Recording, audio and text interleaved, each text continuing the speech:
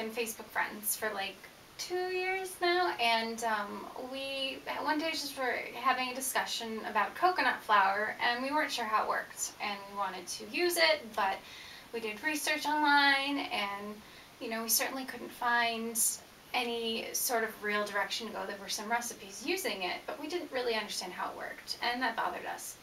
And the more we got to talking, we realized that really was the case for a lot of gluten-free flours. So we came up with an idea for an ebook, and we thought, oh yeah, we'll just, do a nice little ebook and do some recipes and explain how a couple of flours work. Then, of course, it turned into much, much more than that. And a publisher came on board, and before you know it, we're writing 2 cookbooks in 6 months, and here we are. They're both the Essential Guides to Gluten-Free Baking, so it's part 1 and 2. And we're going to have about 6 different flours in each book, and Triumph Dining is publishing it, which they are an awesome gluten-free publisher. I actually have their, we have their restaurant guide, which I love, but also their dining out cards, which really help you to go out to restaurants, and you don't have to worry about whether people know what gluten is. And they also have a grocery guide, and they're just especially for people that are new to gluten-free. They make life really easy, and they were looking to expand their line of books into some cookbook type books, and so we're really excited to be working with them. We have a little bit of everything.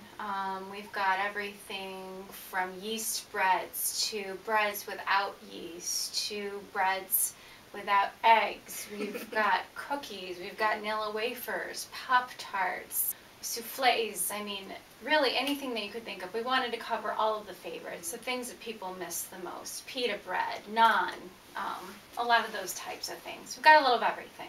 And we really wanted to make sure there's like really simple recipes in there for people who don't know how to bake, and then more complicated ones for people who already know what they're doing and they want to learn even more. So there's something for a little bit of everybody. We might have different processes, but I will take a recipe, usually one of my own, and then I start playing, and I start seeing, how can I make this healthier? What if I took the eggs out? What could I use instead? What could I use instead of dairy? What could I use instead of soy? I play around and I play around, and eventually I come up with the thing that I love. But it takes usually a good, sometimes 5 to 10 shots before that happens. That's it. That's it. we have a pita bread recipe in our book that took a good 20 tries, several weeks, just making it over and over and over again. I also want to add, I do things a little bit different. I do the same thing that she does, but I also, a lot of times along the way, will make something that reminds me of something else, and then I kind of take that and go in a new direction. For example, I worked on bagels for a month, and I just wasn't quite getting them to the place that I wanted to, because I hadn't discovered potato flour yet. You'll read more about that in the book.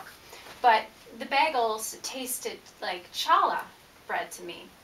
They were light and soft and kind of sweet, so I played with the recipe, and I made challah. And then the challah, to me, tasted like it could work really good for a babka bread, so it became a babka bread.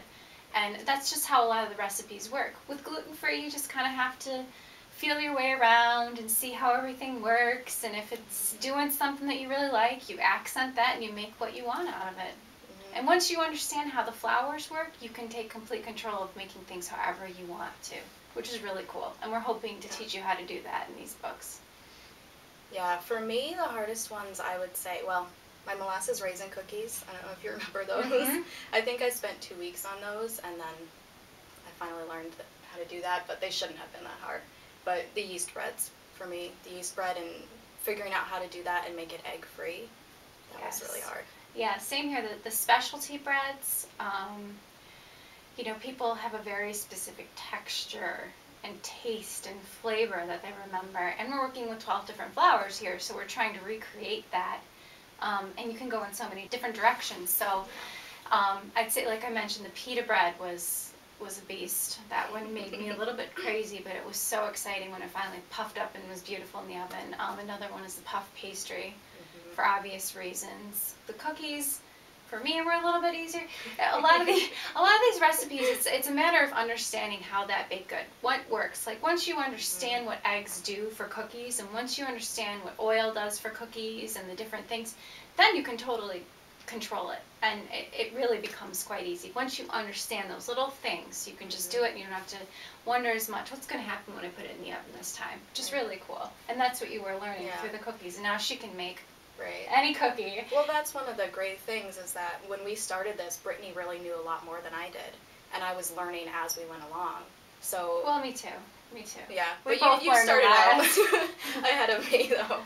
But the molasses raisin cookies was the first recipe I tried, and it took me forever. And then I came back after 6 months, and I did it in one shot, and they were perfect. So we're hoping to teach you what we learned in 6 months and a few days of reading through our books. Yeah. Save you some time.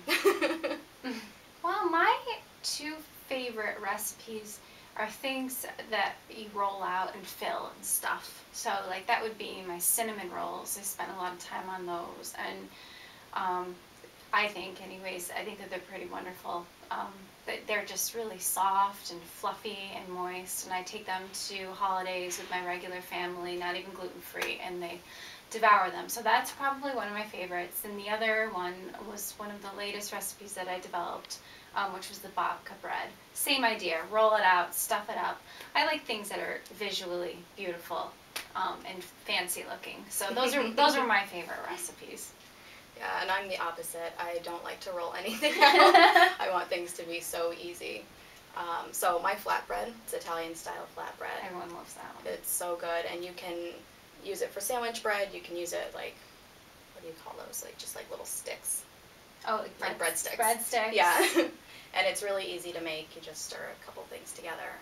And then I actually really love the whole grain dinner rolls. They're yeast bread, so they take a little bit more time. So I don't love that personally, but they're worth it. They stay soft for days. Yeah, so our books come out March 1st, somewhere in that time. They're actually available now on Amazon for pre-sale. And there's, like we said, there's 2 books. And yeah, we're really, really excited.